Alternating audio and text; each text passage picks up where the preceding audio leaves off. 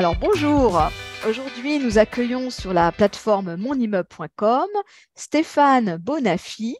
Alors Stéphane, il est chef de marché tertiaire, industrie et copropriété chez NJ Entreprises et Collectivités. Alors bon, j'avais peur de me tromper parce que l'intitulé du titre est un petit peu long, mais tout est important. Donc, pour une première question, peut-être simplement, Stéphane, nous présenter votre service pour les copropriétés chez Engie et aussi votre rôle, votre mission.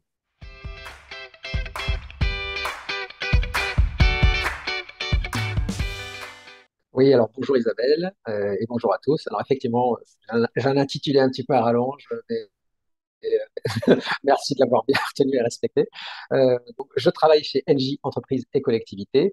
Donc c'est une entité du groupe NJ qui dessert un certain nombre de consommateurs qui sont dans des tranches de consommation, que ce soit en gaz naturel et en électricité, dans lesquelles effectivement rentrent les copropriétés. Alors on s'entend sur les copropriétés, c'est les parties communes des copropriétés. Voilà, par distinction de l'habitat individuel. Voilà. Et donc, ma fonction au sein de cette entité d'Engie, qui est une entité d'environ 600 personnes qui est présente sur toute la France pour être au plus proche de nos clients et en particulier euh, l'interface en fait de nos clients syndics, administrateurs de biens ou syndics bénévoles. Ma fonction est d'appuyer nos forces de vente et également d'informer sur les évolutions actuellement très importantes euh, des marchés et de la réglementation, des aides financières qui vont avec. Voilà, c'est ça qui fait mon actualité en ce moment. Alors, c'est notre actualité à tous, hein, d'ailleurs. Actualité à tous, vous avez bien raison. Et justement, à ce propos, puisque vous êtes fournisseur d'énergie, hein, Engie, fournisseur d'énergie, la première question que je vais vous poser et que tout le monde se pose, c'est est-ce que les prix de l'énergie vont peut-être vont continuer à augmenter? Où est-ce qu'on en est exactement? Et peut-être nous situer un petit peu aussi l'état des lieux et pourquoi on en est arrivé là.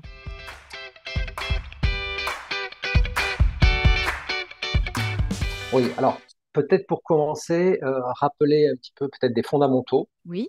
c'est-à-dire ce qu'ont aujourd'hui les éléments constitutifs en fait des prix de l'énergie Mhm. et comment le fournisseur se positionne en fait dans cet écosystème. Voilà. Ce qu'il faut savoir en fait, c'est que le fournisseur, il s'approvisionne en fait sur des marchés de gros pour ensuite pouvoir desservir ses clients en fonction de leur profil de consommation. Mais ça veut dire que la donnée fondamentale en fait, du prix, en le sens que le prix de la molécule ou le prix de l'électron, en fait, c'est le reflet des conditions d'un marché mondial à un instant T. Voilà. Et que quelque part, le fournisseur, si j'étais un petit peu très simplifiant, en fait, il achète en gros pour revendre au détail. Voilà. Donc, il y a des éléments en fait, qui sont révélateurs de l'actualité du marché et l'actualité du marché des énergies, que ce soit du gaz ou de l'électricité, on le voit tous en ce moment, on le vit et pour une part un petit peu dans la douleur. En fait, c'est une très grande volatilité, c'est des prix qui ont énormément monté sur le second semestre de cette année et qui ont été en fait corrélés par le conflit en Ukraine qui a initié ça. Voilà. Donc actuellement, ces tensions géopolitiques, elles sont toujours présentes, hein, on en entend parler tous les jours dans l'actualité. Le marché s'est quand même un petit peu détendu par rapport à des pics qu'on a pu connaître un petit peu auparavant. On en entend parler aujourd'hui avec les réserves de gaz, par exemple, qui couvrent tout l'hiver et qui limitent en fait nos risques d'approvisionnement. On parle des capacités nucléaires beaucoup en ce moment, dont on ambitionne en fait de remonter un petit peu le niveau et d'interconnexion avec l'étranger. Malgré ces détentes qu'on observe à court terme, le marché a une visibilité vraiment très réduite. Voilà.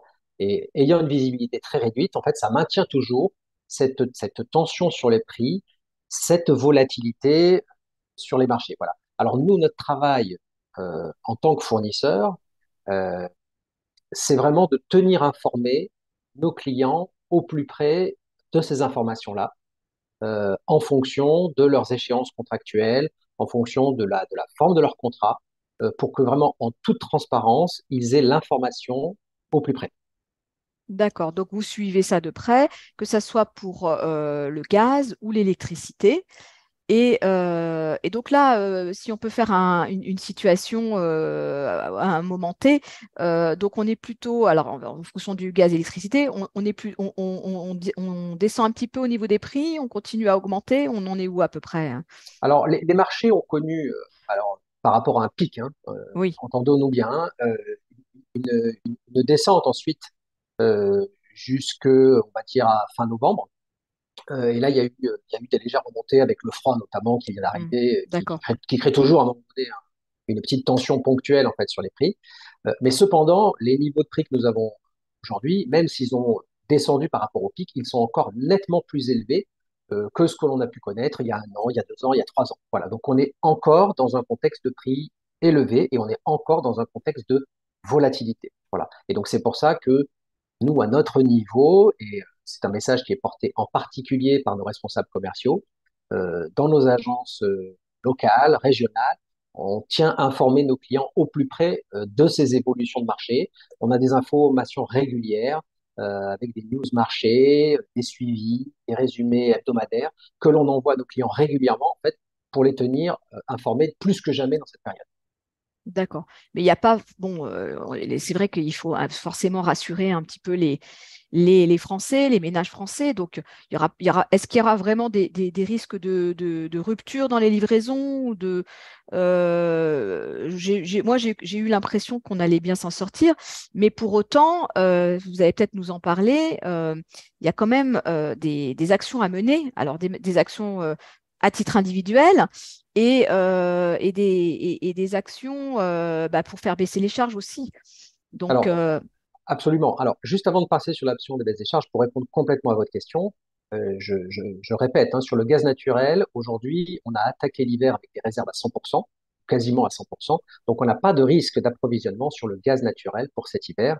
La question qui pourra éventuellement se poser, ce sera peut-être pour l'hiver prochain, et cette période-là est couverte.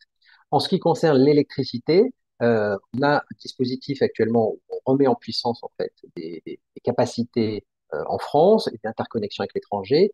Moi, j'invite tout le monde à aller sur l'application qui s'appelle EcoWatt, mhm, qui a été mise en place en fait par le gestionnaire de transport du réseau d'électricité en France, RTE, et qui donne une météo de l'électricité à horizon de la journée plus les 3 jours suivants. Donc ça, c'est un dispositif qui a été mis en place avec un code couleur en 3 couleurs, vert, orange et rouge, et qui aujourd'hui en fait est resté en vert malgré l'augmentation des températures, et qui tient à former tout le monde à l'avance de dire dans quelle situation on est du réseau électrique, s'il y a une nécessité de faire des efforts, s'il y a des risques. Voilà, il y a un niveau d'information quand même et qui est relayé dans les médias de façon assez générale.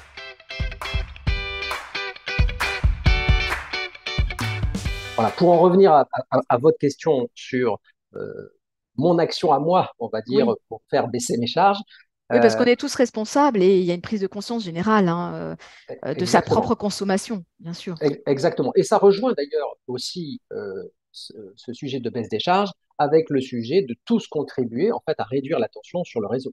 Voilà. Donc, dans les faits, il faut pouvoir agir sur ses consommations. Et pour agir sur ces consommations, on va dire qu'on a 3 niveaux pour agir sur ces consommations. On a un premier niveau qu'on appelle les éco-gestes, Mhm. c'est-à-dire les premiers gestes simples à mettre en œuvre, les bonnes pratiques à la portée de tout le monde, qu'on peut faire de façon un petit peu immédiate. Donc, c'est-à-dire bah, bien régler son niveau de chauffage, ne pas surchauffer, euh, surveiller ses éclairages, programmer ses équipements. Voilà, des choses qu'on peut faire à titre individuel et qui font baisser la consommation globale. À l'échelle d'une copropriété, on a ensuite un deuxième niveau qui va un petit peu plus loin, qui est plus collectif, Mhm. c'est-à-dire comment je vais pouvoir régler quand je suis dans un chauffage centralisé, Oui. une programmation euh, au plus précis, au plus fin en termes de température, avec un distinguo entre les réglages de jour, les réglages de nuit. Un élément aussi important qu'on ne voit pas toujours au premier abord, qui sont les éléments d'équilibrage du réseau. parce que si votre réseau est pas bien équilibré, vous allez peut-être surchauffer certains appartements pour en chauffer normalement certains autres. Donc voilà, donc ça, c'est certaines choses qu'il faut bien mettre en place et se rapprocher aussi de votre chauffagiste pour que ce soit bien mis en œuvre. Et puis, il y a un dernier Oui, élément. il y a eu des consignes aussi, des préconisations pour baisser de quelques degrés le niveau de chauffage dans les appartements aussi, hein. Oui, vous avez l'ADEME qui Mhm. émet des préconisations Ouais. en termes de chauffage, donc qui peuvent être de différencier les consignes de chauffage en fonction des pièces. On ne va pas chauffer de la même manière une pièce à vivre et une chambre, par exemple. Mhm. Et on peut retenir que d'une façon générale, quand vous baissez d'1 degré votre consommation, votre température pardon, de consigne, Mhm. vous réduisez de 7% votre consommation. Donc ça a un effet quand même qui est assez direct sur la consommation et sur la facture. Euh, Oui, et là, on était potentiellement à réduire de 2 3 degrés, hein, sur le chauffage habituel qu'on demande, hein, au chauffagiste. Parce que le chauffagiste, il fait que ce qu'on lui demande, hein, en général. Il exactement, s'exécute. exactement. Donc là-dessus, voilà, comment dire, il faut trouver le juste milieu entre le curseur de la consommation et du confort. Euh, mais en tout cas, une notion en fait qu'on a tous des efforts à faire en cette période-là pour l'approvisionnement de chacun. Et le dernier niveau sur l'action pour le déchargeur, qui peut être un petit peu plus ambitieux, hein, c'est plus un niveau de supervision, de suivi des consommations plus précises, de pouvoir comparer avec d'autres bâtiments. Je pense par exemple pour le syndic. Le comparatif des consommations, ça peut aider en fait à voir en fait comment notre immeuble se comporte par rapport peut-être à un autre immeuble similaire. Et voilà. Donc nous, à notre niveau, en tant que fournisseur, on met à disposition de nos clients des éléments pour suivre les consommations, les suivre intrinsèquement, les suivre de façon comparative par rapport à d'autres bâtiments du même type, et également les suivre en fonction de la rigueur climatique que l'on mesure par le système des degrés jour et qui permet aussi d'avoir une vue fidèle en fait du comportement d'un bâtiment en fonction vraiment du froid qu'il fait dehors. Oui, alors ça, c'est devenu une obligation aussi, d'informer les copropriétaires sur leur consommation d'énergie. Et donc, à ce titre, vous avez mis en place, j'imagine, une plateforme ou un intranet pour qu'ils puissent avoir ces données accessibles. Alors, non seulement il y a l'intranet qui permet à une copropriété en fait d'avoir la vision des éléments qui la concernent, à un syndic d'avoir une vision Oui. patrimoniale de l'ensemble des immeubles qu'il a sous gestion. Et nous-mêmes, dans les éléments qui sont constitutifs de notre facture, vous avez aussi des éléments d'information indicatifs sur les composantes en fait de l'énergie que vous consommez de sa provenance. Ah, bah, c'est parfait. Donc là, on a une prise de conscience et une connaissance pointue de ce qui se passe, de ce qu'on consomme et de ce qu'on paye. Très important. En tout cas, c'est vraiment notre devoir, je pense, hein, en tant que fournisseur, de donner des éléments de transparence constitutifs de quels sont les éléments de consommation et les composantes de la facture que reçoivent nos clients. Alors, il y a des actions qu'on a vues qui sont individuelles ou à titre collectif, qui sont plutôt de l'ordre du comportemental, mais il y a aussi un soutien qui émane du gouvernement et qui vient en renfort du pouvoir d'achat des ménages qui ont terriblement chuté, et en soutien aussi des copropriétés qui ont vu leurs factures d'énergie augmenter de façon incroyable. Donc, on a parlé du bouclier tarifaire. Et donc, je voudrais justement revenir là-dessus parce que bon, il y a eu aussi des évolutions sur ce bouclier et on arrive à la fin d'une année, on va bientôt en commencer une nouvelle. Donc, voilà, je voulais savoir qui pouvait bénéficier de ce bouclier tarifaire aujourd'hui et peut-être demain, on l'espère.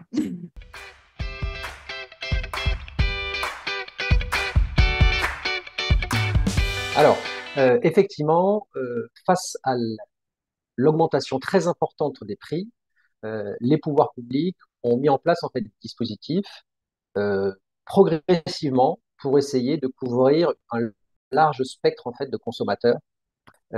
Concernant les copropriétés, le sujet a été amené dans un deuxième temps le premier temps avait été les particuliers qui avaient été adressés, et donc les copropriétés sont arrivées un petit peu après. Donc effectivement, il y a un bouclier tarifaire qui a été mis en place sur les copropriétés, sur le gaz. Il y a déjà eu une première période et là, il y en a eu une deuxième. En fait, donc pour l'instant, il y a une continuité de ce dispositif. Très schématiquement, comment il fonctionne, en fait, euh, il y a une base de référence, en fait, qui sont les tarifs réglementés, qui existent encore pour les particuliers, euh, suivant leurs évolutions, et un tarif réglementé gelé. Et en clair, qu'est-ce qu'on fait? On regarde, en fait, par les d'éligibilité, on regarde, en fait, le prix du contrat que paye la copropriété. Voilà. Donc, très schématiquement, vous avez trois cas de figure. Si le tarif de la copropriété est supérieur à un tarif réglementé qui aurait évolué sans être gelé, la copropriété est éligible à 100% du dispositif d'aide. Voilà. Si, à l'inverse, la copropriété a toujours en fait un bon prix parce que par inertie en fait d'un contrat passé qui court encore et que ce prix est inférieur à un tarif réglementé gelé, dans ce cas-là, elle n'a droit à aucune aide puisque de fait, elle ne paye pas cher. Et si le prix du contrat de la copropriété est entre les deux, eh ben, en fait, elle va toucher un prorata de cette aide en fonction en fait, de son prix comparé au tarif réglementé gelé. Voilà. Donc ça paraît peut-être un petit peu compliqué dit comme ça, mais en fait, c'est assez simple. Il y a deux prix de référence en fait, dont on se sert pour calculer l'aide, et en fonction du prix payé par la copropriété, en fait, on compare par rapport à ces deux références, et voilà, vous avez ces trois figures qui sont là. Donc, le dispositif a été mis en place, il a été prolongé, donc il continue. Il a même été étendu d'ailleurs à d'autres usages d'habitation autres que les copropriétés qui n'étaient pas encore couverts. Je pense par exemple à des associations qui font de l'hébergement. Voilà, donc il a été prolongé en fait de cette façon-là euh, de 2022 et ça continue. Voilà, donc nous, c'est pareil là-dessus, Alors, on essaye ça va d'informer nos continuer clients. sur, Stéphane, ça va continuer donc sur 2023, mais je ne suis pas sûre que ça soit dans les mêmes conditions sur 2023. Alors, écoutez, pour l'instant, nous, ce qu'il y a, c'est que euh, on a jusqu'à présent, hein, alors effectivement, vous aviez raison hein, tout à l'heure, les conditions en fait évoluent et elles changent. Mm. Pour l'instant, on est dans la continuité de ces conditions-là. Ça n'a pas, pour l'instant, ça n'a pas changé. Exact. Euh, le système pour toucher l'aide, en fait, c'est que la copropriété en tant que telle, elle a pas grand-chose à faire. C'est surtout le gestionnaire en fait qui est en charge en fait de se manifester. C'est une aide en fait qui transite par le fournisseur dans le sens où il faut fournir en fait au fournisseur d'énergie, au fournisseur de gaz, une attestation. Cette attestation en fait, quel est son but? C'est très simple en fait, c'est d'indiquer quelle est la proportion de l'immeuble qui est consacrée à du logement. Puisque, voilà. Et nous, avec ça, en tant que fournisseur, une fois que nous avons cette information, nous sommes capables de suivant les règles de calcul dont je vous parlais tout à l'heure, d'apprécier l'éligibilité de la copropriété et ensuite d'aller auprès des pouvoirs publics pour réclamer l'aide correspondante. Voilà. Et ensuite, des délais s'additionnent pour toucher l'aide en tant que telle. Il y a un décalage entre la période et le fait de toucher l'aide. Voilà.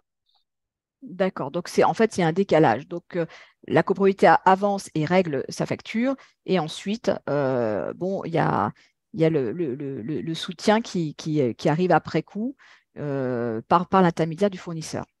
Exactement. Donc, c'est important de D'accord. bien rappeler que cette aide-là, effectivement, arrive dans un deuxième temps. Il y a quand même un dispositif administratif pour collecter l'information, pour vérifier l'information et ensuite pour rétrocéder l'aide financière aux copropriétés.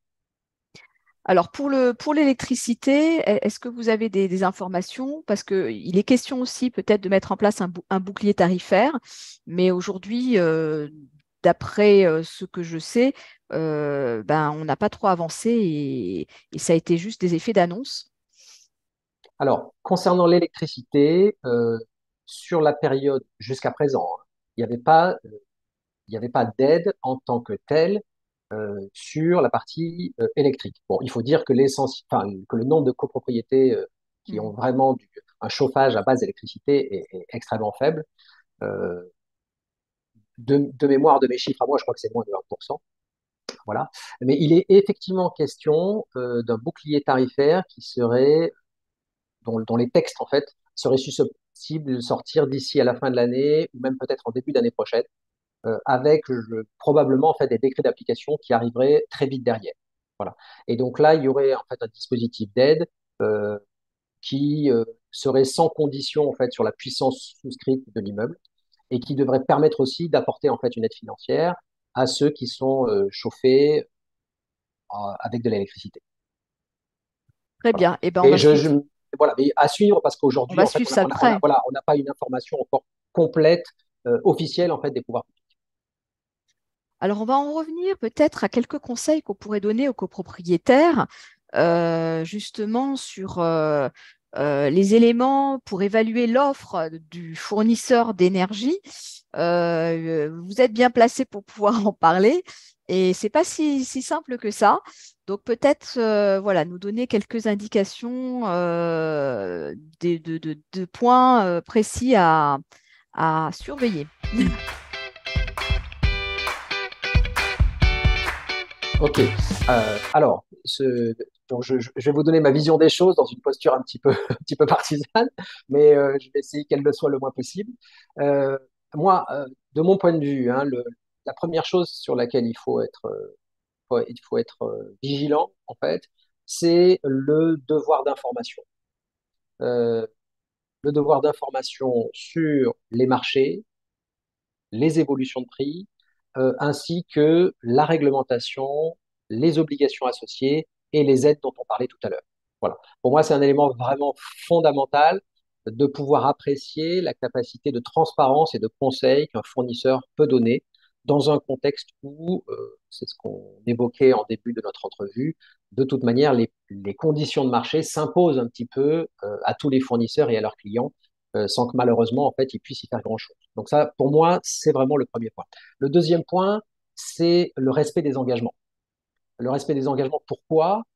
Parce que les conditions de marché évoluent tout le temps, mais il est de la responsabilité et du devoir des fournisseurs, en fait, de garantir les engagements qu'on a pris au niveau des clients en début de contrat pour les tenir jusqu'au bout.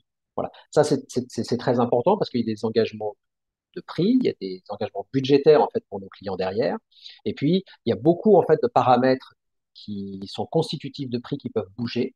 Voilà, donc c'est important que les engagements du fournisseur soient forts là-dessus. Voilà. Oui, on en a parlé parce que notamment, il y avait des contrats à prix fixe par certains, qui avaient été proposés par certains fournisseurs. Et donc là, c'était compliqué de pouvoir maintenir ces prix-là. Et donc, il y a eu certains fournisseurs qui ont voulu réévaluer leurs prix. Et donc, ça s'est fait un petit peu comme ça, spontanément, avec des mises en demeure. Et donc, il y a des dossiers en cours hein, sur ces sujets-là, puisque, bon, bah, donc, il y a aussi de la médiation hein, pour essayer de s'organiser et de se mettre d'accord. Parce que, bon, c'est vrai que pour les fournisseurs, on peut comprendre qu'il y ait une réévaluation des tarifs dans des circonstances un peu exceptionnelles, hein. Voilà, mais c'est quand même important que, j'allais dire, de façon très sérieuse, en fait, les fournisseurs s'approvisionnent sur les conditions qu'ils vendent et que de ce fait, en fait, ils sont en capacité de garantir leurs engagements. Sinon, la notion Oui. d'engagement devient effectivement assez volage. Et vous avez raison de le rappeler, dans ces périodes un petit peu perturbées, il y a des services en fait par le médiateur de l'énergie qui permettent en fait de résoudre peut-être des situations des fois un petit peu à problème. Voilà. L'autre point important selon moi quand on sélectionne un fournisseur, c'est la relation client, au sens que ça me paraît important que ce soit porté par un interlocuteur dédié. Parce que quand vous avez un interlocuteur unique, l'avantage, c'est qu'il connaît votre copropriété, il connaît votre syndic, il connaît votre immeuble. Euh, voilà, il sait comment fonctionnent les relations, il sait quel canal privilégier pour passer l'information. Donc ça me semble aussi un aspect très important. Voilà. Et après, au-delà du fournisseur en tant que tel, peut-être ce qu'on peut conseiller actuellement, c'est que comme il y a une vision assez courte en fait des marchés, peut-être de ne pas prendre des engagements trop long terme dans ces périodes un petit peu troublées des marchés de l'énergie. Oui, alors pour ceux qui avaient eu la chance d'avoir des prix bas sur des contrats de 3 ans, c'était très intéressant Et pour ceux qui sont encore dessus, ça l'est encore plus. Mais bon, et c'est vrai que bon, voilà, c'était une époque et on est passé à autre chose. Donc maintenant, on est plus Oui, sur le court terme. on est plus passé d'une époque où j'allais dire, on chassait un petit peu les opportunités et Mhm. lorsqu'on pouvait en avoir, il était très intéressant de pouvoir signer long pour pouvoir les garder de façon très importante et certains ont dû vivre des marches d'escalier très importantes avec des échéances de contrats. Aujourd'hui, on a changé d'époque. On est plutôt à une époque en fait où il faut apprécier et gérer le risque. Et c'est Mhm. plus ça en fait que l'on est. On est moins sur quelque chose d'offensif et beaucoup plus défensif en fait par rapport à la protection du budget. Exactement. Alors, est-ce qu'on va peut-être conclure notre entretien? Est-ce que vous voulez rajouter un petit mot de la fin ou une petite conclusion avant de nous quitter, Stéphane?